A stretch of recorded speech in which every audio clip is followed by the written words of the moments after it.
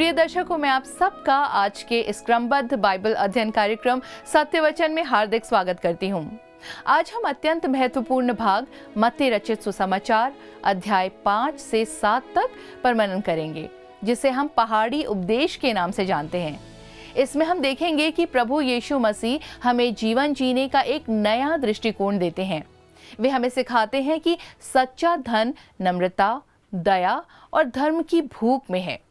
धन्य वचन के माध्यम से वे हमें बताते हैं कि परमेश्वर के राज्य में कौन वास्तव में धन्य है। इसके साथ ही यीशु हमें प्रेम, क्षमा, प्रार्थना और विश्वास के गहरे सिद्धांत सिखाते हैं। चाहे वो अपने शत्रु से प्रेम करना हो या पूरे मन से परमेश्वर पर भरोसा रखना। तो आइए हम परमेश्वर के दास के द्वारा इस जीवन बदल देने वाले वचन को ध्यानपूर्वक सुने और अपने जीवन में लागू करने का प्रयास करें। लेकिन इससे पहले सुनते हैं एक मधुर गीत।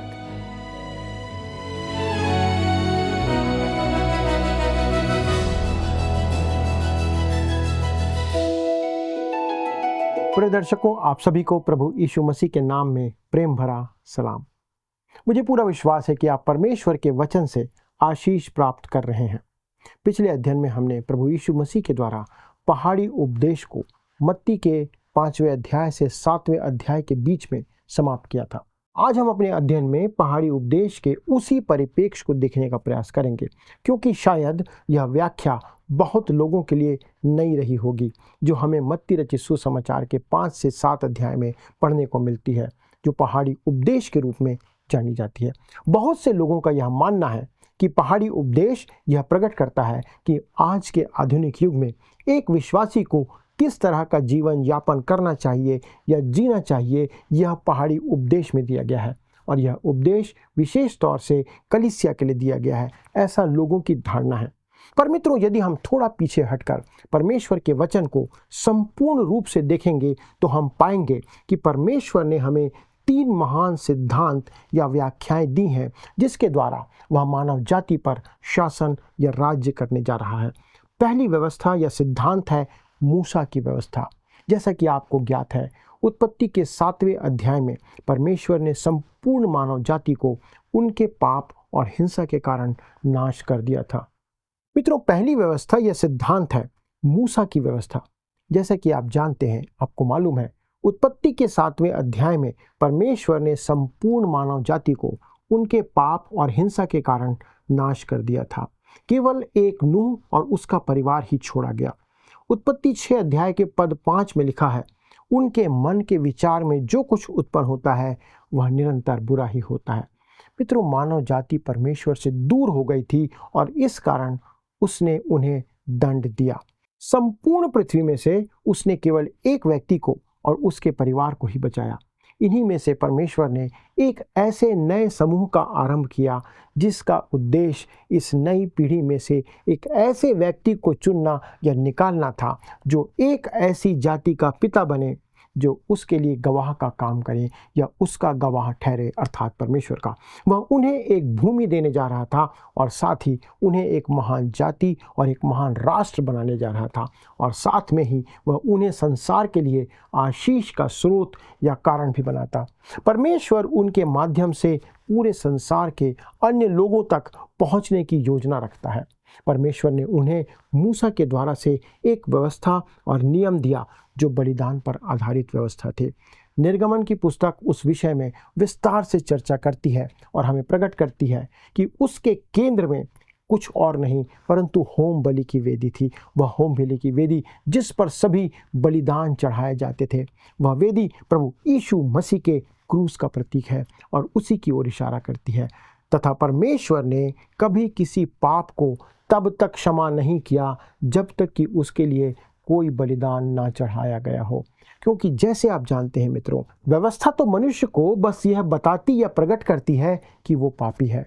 यह दोषी ठहराने की एक प्रणाली बनाई गई है, ना कि उद्धार की प्रणाली। इसलिए संपूर्ण पुराने नियम में होम बलि अर्थात जलाई जाने वाली जो भेंट थी वह उद्धारकर्ता प्रभु यीशु मसीह के आगमन की ओर संकेत करती थी। प्रभु यीशु मसीह संसार में आए और स्वयं को उसने एक राजा के रूप में प्रकट किया ताकि पुराने नियम की भविष्यवाणी पूरी हो सके, परंतु उसके अपनों ने, जिनके बीच में वह आया, उन्होंने उसे अस्वीकार किया। मत्ती रचित सुसमाचार प्रभु यीशु मसीह को राजा के रूप में प्रकट करता है। हमने इस बात को देखा था और मेरा यह दृढ़ विश्वास है कि इस सुसमाचार में कही गई हर एक बात को इस तथ्य की रोशनी में या ज्योति में ही देखा जाना चाहिए कि प्रभु यीशु मसीह एक राजा है। मत्ती के सुसमाचार में हमें प्रकट किया गया है कि उसका जन्म एक राजा के रूप में हुआ। वह राजा के रूप में जीवन जिया, राजा के समान वह मारा गया, राजा के समान वह मृतकों में से जी उठा और राजा के समान वह फिर से आने वाला है। पृथ्वी पर रहते हुए जो काम प्रभु यीशु मसीह ने किया, उनमें से एक काम यह था कि उसने एक ऐसी व्यवस्था को स्थापित किया जो मूसा की व्यवस्था से अलग थी, भिन्न थी। वही बात वहाँ पर प्रकट की गई है। वह थी मत्ती 5 से 7 अध्याय में दिया गया पहाड़ी उपदेश, जिसे प्रभु यीशु मसीह ने पूरा किया। इसके कुछ अंश दूसरे सुसमाचारों में भी पाए जाते हैं, लेकिन मत्ती के सुसमाचार में इसे विस्तार से दिया गया है। जैसा कि मैंने पहले भी कहा था मित्रों, मुझे पूरा यकीन है कि यह इसका एक संक्षिप्त संस्करण है जो मत्ती 5 से 7 में दिया गया है, और इसका प्रमाण यह है कि उन्होंने मूसा की आज्ञा को, अर्थात प्रभु यीशु मसीह ने उनमें से केवल 2 आज्ञाओं को चुना और उसकी व्याख्या को उस स्तर से कहीं ऊंचा उठाकर हमें बताया जिस स्तर पर उन्हें पुराने नियम को कभी भी नहीं रखा था, न उस रीति से देखा था। उदाहरण के लिए, जब उसने कहा यदि तुम अपने भाई पर क्रोध करते हो तो तुम उसकी हत्या के दोषी ठहराए जाते हो। पुराने नियम में इस विषय में कुछ भी नहीं कहा गया था। और इसके अतिरिक्त उसने यह भी कहा कि यदि तुम किसी स्त्री पर कुदृष्टि डालते हो तो तुमने अपने मन में ही उसके साथ व्यभिचार कर लिया। विश्वास कीजिए दोस्तों, आज के समय में संसार की आधी से ज़्यादा मानव जाति इस बात की दोषी है। ऐसे बहुत थोड़े ही व्यक्ति या पुरुष होंगे जिन्होंने इस नियम या व्यवस्था को तोड़ने का अपराध नहीं किया होगा। कुछ साल पहले एक खूबसूरत दिखने वाली महिला, जो कि एक बहुत अच्छी विश्वासी थी और एक बाइबल की शिक्षिका भी थी, उसने एक विशेष व्यक्ति से अपने मुलाकात के बारे में बताया, जो कि एक सेवक था, प्रचारक था और वचन की सेवा करने वाला था। उस महिला ने कहा, जब उस व्यक्ति ने मुझे देखा, मैं यह कह सकती हूँ कि वह अपने मन में क्या सोच रहा होगा। वह बिना पलक झपकाए मुझे घूर रहा था। वह विचारों में मेरे साथ शारीरिक संबंध बनाने का प्रयास कर रहा था। दोस्तों, एक स्त्री होने के नाते वह उसकी नज़रों को परख सकती थी। पहाड़ी उपदेश के अनुसार वह व्यक्ति व्यभिचार का दोषी था और आज संसार में ऐसे अनेक लोग हैं जो कि इस बात के दोषी हैं। प्रभु यीशु मसीह पहाड़ी उपदेश में मूसा की व्यवस्था को कई गुना ऊंचे स्तर पर ले जाता है। किसी ने पूछा, क्या यही नियम है जिसके आधार पर आज हमें जीवन जीना है? नहीं दोस्तों, आप और मैं इसके आधार पर नहीं जी सकते। यह उस राज्य के लिए है जो पृथ्वी पर आने वाला है। जब राजा आएगा उस समय संभवतः हमारे पास पहाड़ी उपदेश का संपूर्ण संस्करण होगा और यह राज्य की व्यवस्था होगी जिसे प्रभु यीशु मसीह भविष्य में उस सहस्त्राब्दी राज्य में लागू करेगा। मित्रों, इसमें हमारे लिए अनेक महान सिद्धांत हैं जो दिए गए हैं, परंतु हमें एक अलग व्यवस्था या प्रणाली दी गई है जो प्रभु हमें देता है। आप और मैं आज उस युग में जी रहे हैं जिसे अनुग्रह का युग या पवित्र आत्मा का युग कहा गया है या कहा जाता है। यह वह समय है जब परमेश्वर लोगों को अपने अनुग्रह से बचा रहा है, बचाने का काम कर रहा है, ना कि व्यवस्था या कानून का पालन करने के द्वारा परमेश्वर हमें बचा रहा है। मित्रों, हम कानून का पालन नहीं कर सकते, हम परमेश्वर की व्यवस्था का पालन नहीं कर सकते। हम जो कुछ करते हैं हम उसके द्वारा बचाए नहीं जाते हैं, इस बात को ध्यान रखिए। इसलिए आपका कोई भी भला काम आपको उद्धार नहीं दे सकता। वास्तव में मित्रों, आप तब तक एक मसीही विश्वासी नहीं कहलाते जब तक आप मसीह यीशु पर विश्वास नहीं करते। पहला कुरिन्ती 15 अध्याय 3 से 4 में लिखा है, इसी कारण मैंने सबसे पहले तुम्हें वही बात पहुंचा दी जो मुझे पहुंची थी कि पवित्र शास्त्र के वचन के अनुसार यीशु मसीह हमारे पापों के लिए मर गया, गाड़ा गया और पवित्र शास्त्र के अनुसार तीसरे दिन जी भी उठा। दोस्तों, यही वह सुसमाचार है जो हमें बचाता है। इस सुसमाचार के अंदर सामर्थ है जो हमें उद्धार दिलाता है। उद्धार पाने के बाद परमेश्वर आपके जीने के लिए एक मार्ग स्थापित करता है और वह मार्ग मूसा की व्यवस्था नहीं है, वो मार्ग पहाड़ी उपदेश नहीं है, वो मार्ग 10 आज्ञाएं नहीं है। दोस्तों, मैं जानता हूँ कि बहुत सी कलीसिया या बहुत से संप्रदाय के लोग या बहुत से मत के लोग क्या सिखाते हैं। मैं भी उन्हीं संप्रदायों में से पला और बढ़ा हूँ और मैं उनकी शिक्षाओं को जानता हूँ। मैं समझता हूँ कि वो क्या सिखाने का प्रयास करते हैं।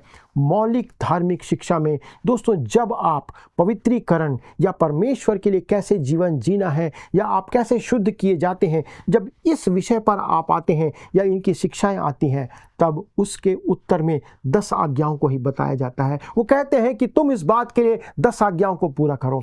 मान लीजिए दोस्तों कि आप सभी 10 आज्ञाओं का ईमानदारी से पालन करते हैं, जो कि मनुष्य के लिए असंभव है, तो वह आपको उद्धार नहीं दे सकता। क्यों नहीं दे सकता? क्योंकि जो आपको उद्धार देता है या जिसके द्वारा आपको उद्धार मिलता है, वह है प्रभु यीशु मसीह पर विश्वास करना। वो है आपके उद्धार का कारण। इस कारण व्यवस्था पालन आपको, मुझको, किसी मनुष्य को उद्धार नहीं दे सकती, तथा ना ही व्यवस्था जीवन जीने का आपके और मेरे लिए मार्ग है। यह मसीही जीवन शैली नहीं है दोस्तों। इस पर तुरंत एक मसीही व्यक्ति या शायद आप प्रश्न पूछ सकते हैं, इसका मतलब हमें इस व्यवस्था को तोड़ने की अनुमति है? नहीं दोस्तों, आप ऐसा नहीं कर सकते, क्योंकि यह आपको व्यवस्था तोड़ने की स्वतंत्रता भी प्रदान नहीं करता है। इसका मात्र यही अर्थ निकलता है कि हमारे पास एक ऐसी जीवन शैली है जो इन 10 आज्ञाओं से भी बहुत ऊपर है। आप इस बात पर तर्कपूर्ण तरीके से कह सकते हैं कि अभी तो आपने कहा कि पहाड़ी उपदेश व्यवस्था को सर्वोच्च स्तर पर ले जाता है, सो वह हमारे जीवन जीने का मापदंड होना चाहिए। दोस्तों, ऐसा नहीं है। नहीं, ऐसा नहीं है। ऐसा नहीं है। क्यों? कारण क्या है? क्या आपने कभी रुककर इस पर विचार किया है कि आपने इस पर विचार करने का प्रयास किया है कि यदि आप पहाड़ी उपदेश का पालन कर सकते तो क्या होगा? दोस्तों, आपको एक चौंकाने वाला उत्तर यहाँ पर सुनने के लिए तैयार होना होगा। पहाड़ी उपदेश ने कलीसिया में किसी भी दूसरी बात की अपेक्षा, ध्यान से सुनिएगा, पहाड़ी उपदेश ने कलीसिया के अंदर मनुष्यों को, विश्वासियों को किसी भी दूसरी बात की अपेक्षा अधिक पाखंडी मनुष्य बनने का काम किया है। इसके द्वारा से हम पाखंडी रूप में अपने आप को प्रदर्शित करते हैं। दोस्तों, आपको याद होगा, मैंने आपको एक ऐसे व्यक्ति की कहानी सुनाई थी जो किसी चर्च का सदस्य और एक पदाधिकारी भी था, लेकिन वह किसी सामान्य मनुष्य की तरह गालियां बकता था और उसे लगता था कि वह एक बहुत अच्छा मसीही व्यक्ति है, बहुत अच्छा विश्वासी है। जब पहाड़ी उपदेश की रोशनी उस व्यक्ति पर पड़ी, तब पता चला कि वह तो सिर्फ चुनाव जीतने के लिए यह प्रकट कर रहा था या केवल बात ही करता था। वह उनका पालन कभी नहीं करता था और न ही उसके अनुसार वो चलता था। ध्यान रखें दोस्तों, कोई भी उसके अनुसार जीवन नहीं जी सकता। दरअसल यह हमें धर्म का एक ऐसा दिखावा प्रकट करने को प्रेरित करता है या प्रकट करता है जिसे बहुत से लोग तब अपना लेते हैं जब उनका हृदय परिवर्तित नहीं हुआ होता है। इसका मतलब यह है कि एक व्यक्ति जिसका हृदय परिवर्तित नहीं हुआ है, वो इन बातों को अपना करके अपने आप को पाखंडी बना लेता है और अपने आप को दर्शाने का प्रयास करता है कि मैं इसके अनुसार चलता हूँ, ये रीतिविधि मेरे जीवन की है। मित्रों, मनुष्य का हृदय परिवर्तित होना ही पहली और मूलभूत आवश्यकता है। क्या आपका हृदय परिवर्तित हुआ है? उदारवादी विचारधारा के लोग सिर्फ राजनीति में ही नहीं, परंतु धर्म विज्ञान और धर्म सिद्धांत और कलीसिया के अंदर भी हमें देखने को मिलते हैं, जिसने बहुत अहम भूमिका वो निभाते हैं। प्रभु यीशु मसीह ने उनके दिनों को या उनके दिनों के धार्मिक अगुओं से क्या कहा था आप जानते हैं? यूहन्ना 8 अध्याय के पद 44 में लिखा है, उनसे प्रभु ने कहा, तुम अपने पिता शैतान से हो। स्पष्ट रूप से दोस्तों, उन दिनों में कुछ लोग थे जो परमेश्वर को अपना पिता नहीं कह सकते थे और उसका कारण यही था, परमेश्वर सबका पिता नहीं है। यह बात न तब लागू होती थी न आज लागू होती है। परमेश्वर केवल उनका पिता है जिन्होंने प्रभु को या प्रभु यीशु मसीह को ग्रहण किया है। द्वितीय विश्व युद्ध के बाद कुछ राजनीतिज्ञ हैं जिन्होंने इन सिद्धांतों को क्रियान्वित करने के लिए या उन्हें क्रिया रूप में लागू करने का प्रयास किया। क्या वे सिद्धांत ठीक नहीं है दोस्तों? ऐसा नहीं है। वास्तव में वे बहुत अच्छे सिद्धांत हैं, परंतु उसमें कुछ कमी है या गलती है। और गलती क्या है? वास्तव में मनुष्य हृदय में ही गलत है। आप और मैं या मेरा हृदय ही गलत है और हम उसे कभी पूरा नहीं कर सकते। समस्या कोई और नहीं, समस्या मनुष्य में है। एक बार एक व्यक्ति ने हमें बताया कि उसे कोई समस्या नहीं है, परंतु वह स्वयं ही एक समस्या है। और ये सबसे बड़ी बात है कि समस्या जो है वो मैं स्वयं हूँ। यदि मैं सही नहीं हूँ तो सब कुछ गलत है। संसार की भी यही स्थिति है और यही समस्या है दोस्तों। 10 आज्ञा में कोई कमी नहीं है, व्यवस्था में कोई कमी नहीं है, पहाड़ी उपदेश में कोई कमी नहीं है। वह परमेश्वर के द्वारा दी गई है और सिद्ध है। लेकिन 10 आज्ञाएं परमेश्वर के मन और इच्छा को प्रकट करती है, परंतु समस्या केवल आपके और मेरे साथ है। मत्ती के 15 अध्याय के पद 18 से 20 में प्रभु यीशु मसीह कहते हैं, पर जो कुछ मुंह से निकलता है वह मन से निकलता है और वही मनुष्य को अशुद्ध करता है, क्योंकि बुरे विचार, हत्या, पर स्त्रीगमन, व्यभिचार, चोरी, झूठी गवाही और निंदा मन ही से निकलती है। यही है जो मनुष्य को अशुद्ध करती हैं। परंतु हाथ बिना धोए भोजन करना मनुष्य को अशुद्ध नहीं करता। मित्रों, आप किसी ऐसे धर्म का पालन कर सकते हैं, ध्यान दीजिएगा, आप किसी ऐसे धर्म का पालन कर सकते हैं जो आपको शारीरिक तौर पर स्वच्छ बना सकता है, आपके हाथ और मुंह धोने के बारे में आपको विधि सिखा सकता है और आप उन रीति विधियों का पालन भी कर सकते हैं। परंतु असली समस्या तो आपका मन है, आपका हृदय है। आज मनुष्य दिल की गंभीर बीमारी से जूझ रहा है। हमारा जो दिल है वो सबसे खराब है, हमारा हृदय खराब है। और दोस्तों, इस बात को ध्यान रखिए कि व्यायाम करने से या जॉगिंग कर लेने से आपको कोई लाभ नहीं होगा। मनुष्य को जॉगिंग और व्यायाम की आज आवश्यकता नहीं है, परंतु मनुष्य को प्रभु यीशु मसीह की आवश्यकता है। केवल प्रभु यीशु मसीह ही हमारे अंदर नए जन्म के चमत्कार के द्वारा हमारा हार्ट ट्रांसप्लांट कर सकता है, हमारा हृदय प्रत्यारोपण कर सकता है। दोस्तों, आपको याद होगा प्रभु यीशु मसीह ने यहूदी समाज के अंदर आदर रखने वाले उच्च स्तर के जो एक फरीसी था उससे कहा, निकोदेमुस जिसका नाम था, उससे कहा तुझे नया जन्म लेना होगा। यद्यपि दोस्तों, आज नए जन्म के कथन को गलत समझकर बहुत अलग रीति से दुरुपयोग किया जाता है, फिर भी यह एक चमत्कारिक और आश्चर्यजनक सत्य है कि हमें नया जन्म लेने की आवश्यकता है। हमें आज नए जन्म की आवश्यकता है। क्यों? क्योंकि हमारे अंदर से पुराना स्वभाव बाहर जाना चाहिए। हमारे अंदर एक पुराना स्वभाव है। जब प्रभु यीशु मसीह ने कहा कि हमारे हृदय से जो कुछ बाहर निकलता है वह किसी अन्य के हृदय के बारे में नहीं है दोस्तों, वह आपके और मेरे हृदय के बारे में कह रहा था कि जो कुछ हमारे अंदर से बाहर आता है, समस्या वहाँ है। समस्या आपके हृदय में है, समस्या मेरे हृदय में है, क्योंकि मेरा हृदय जो है वो शुद्ध नहीं है। आपके हृदय की भी यही स्थिति है। पौलुस प्रेरित इस सत्य को, इस सच्चाई को गलातियों की पत्री 5वां अध्याय पद 19 से 21 में इस प्रकार से प्रकट करते हुए कहता है, शरीर के काम तो प्रकट है, अर्थात व्यभिचार, गंदे काम, लुचपन, मूर्ति पूजा, टोना, बैर, झगड़ा, ईर्ष्या, क्रोध, विरोध, फूट, विधर्म, डाह, मतवालापन, लीला क्रीड़ा और इनके जैसे और काम हैं। इनके विषय में मैं तुमसे पहले से कह देता हूँ, जैसा पहले कह भी चुका हूँ, कि ऐसे ऐसे काम करने वाले परमेश्वर के राज्य के वारिस ना होंगे। दोस्तों, आज हम घोर अनैतिकता के समाज में, समय में और संसार में जीवन जी रहे हैं। आज लोगों ने नीति शास्त्र को मानो दूर कर दिया है, हटा दिया है और जैसा उन्हें अच्छा लगता है वैसा जीवन जी रहे हैं। दोस्तों, एक बार टीवी पर किसी एक महाविद्यालय के प्राध्यापक का साक्षात्कार या इंटरव्यू चल रहा था और उनसे पूछा गया कि हमारे दिनों में क्या सही है, क्या गलत है। उनका उत्तर था कि कोई भी बात जो आपको खुशी देती है, आपको अच्छी लगती है, वो सही है। दोस्तों, इसके अनुसार यदि आपको अपने माता पिता की हत्या करना अच्छा लगता है और आपको खुशी देता है तो ये सही हो गया। यदि आपको किसी की बुराई करना अच्छा लगता है जिससे खुशी मिलती है तो वो भला हो जाएगा। परंतु क्या ये बात सही है? परमेश्वर ने 10 आज्ञाएं हमारे पुराने स्वभाव को नियंत्रित करने के लिए दी थी, परंतु वे पुराने स्वभाव को नियंत्रित नहीं कर पाए। क्यों? क्योंकि जिस समूह को परमेश्वर ने वे आज्ञा दी थी, उन यहूदियों को, वे उससे फिर गए, वे उससे अलग हो गए। मनुष्य उसके अनुसार जीवन नहीं जी पाया। पौलुस इसी बात को अपनी पत्री के अंदर बार बार लिखता और प्रकट करता है। पर दोस्तों, अब प्रश्न उठता है कि एक मनुष्य को कैसा जीवन जीना चाहिए, कैसे वो पवित्रता का जीवन जी सकता है।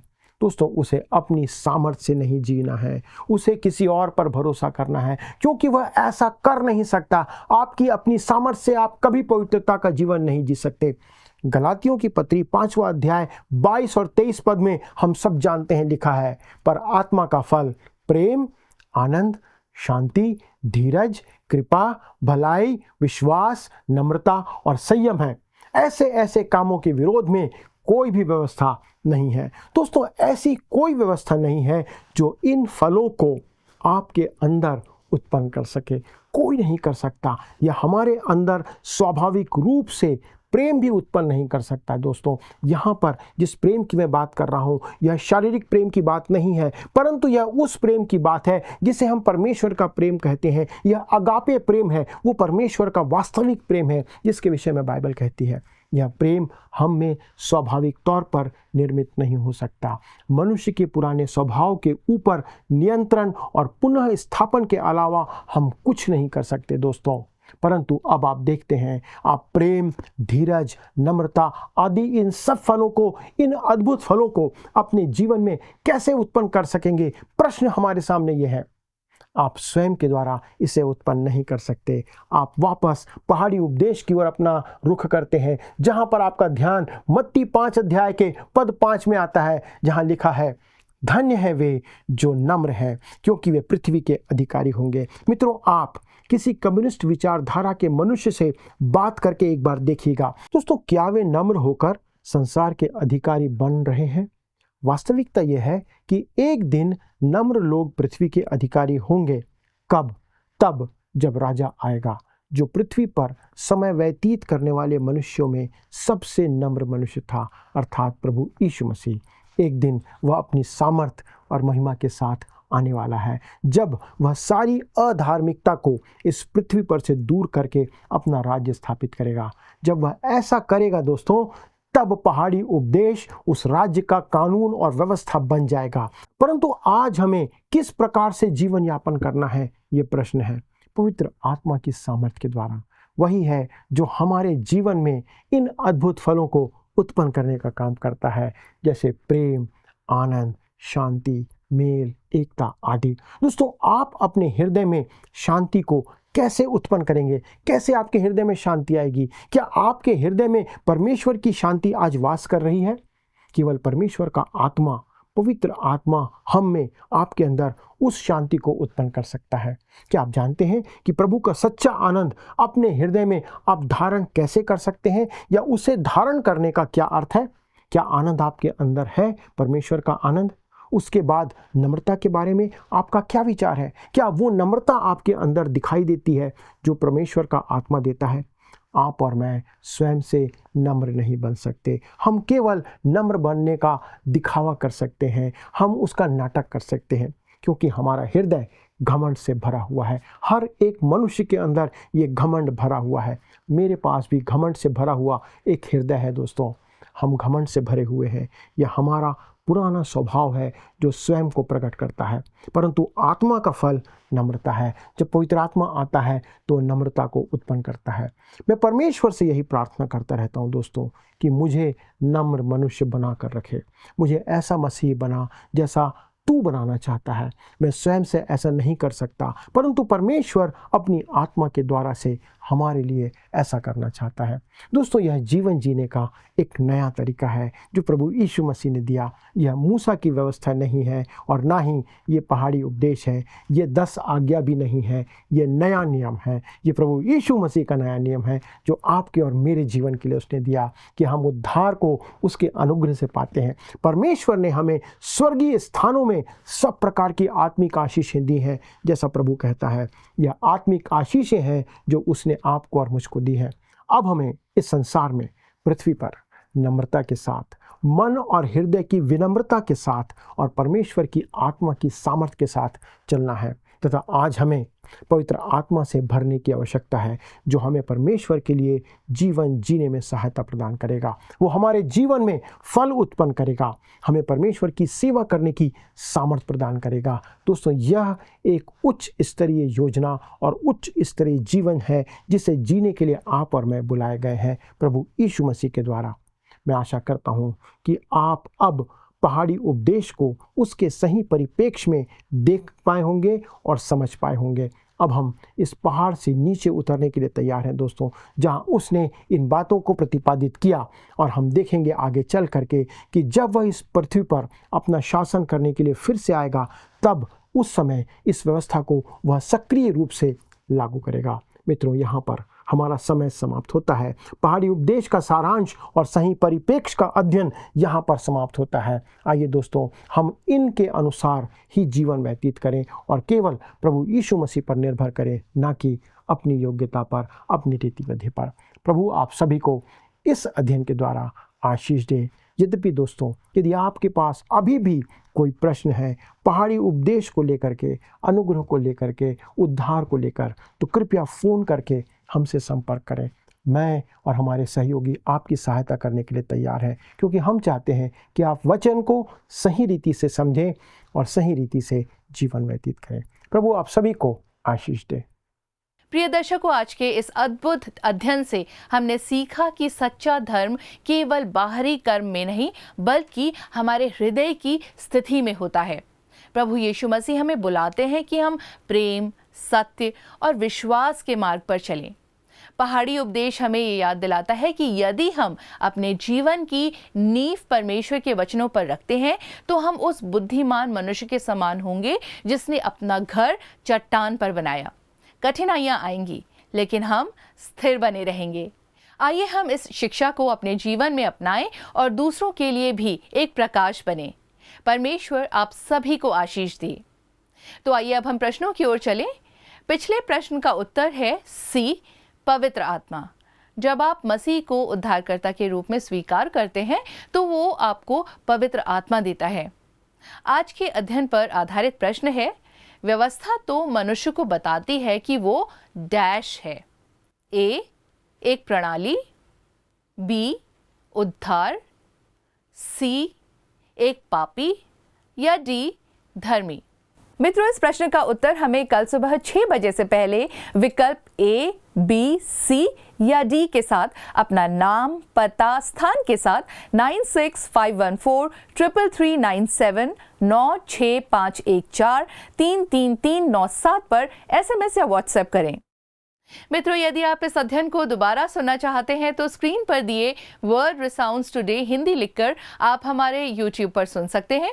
अधिक जानकारी और प्रार्थना के लिए आप दिए गए नंबर 9651433397 96514 33397 पर कॉल करें। हमारे परामर्शदाता आपकी सहायता करने के लिए सदैव तत्पर हैं।